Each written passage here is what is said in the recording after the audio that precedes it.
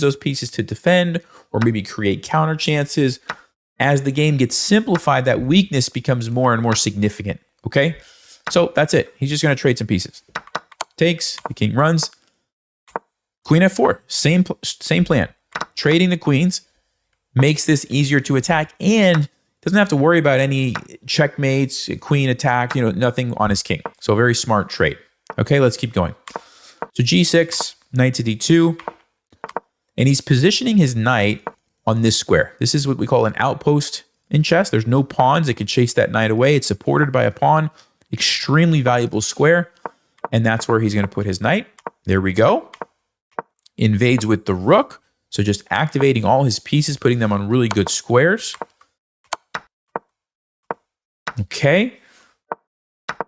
We get a little bit of, moving around, and we're going to get right here.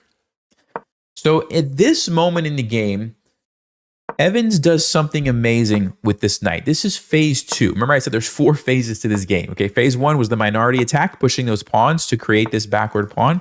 Now we're on to phase 2, which is we're going to call the knight's tour.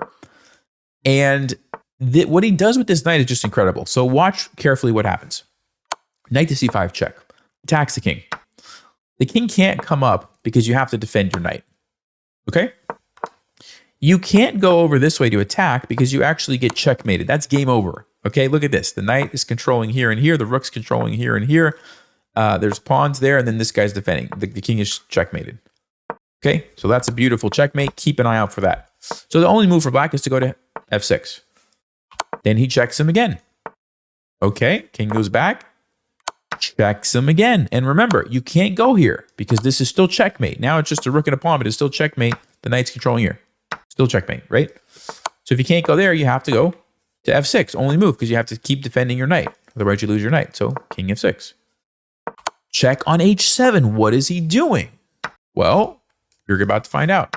King e6, knight g5. What does he do? So he moved his knight from here to here to here to here to here.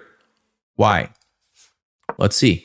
King d6 now. Now, if you go this way, I think white might just play f3, e4, e5, and your king is kind of in trouble.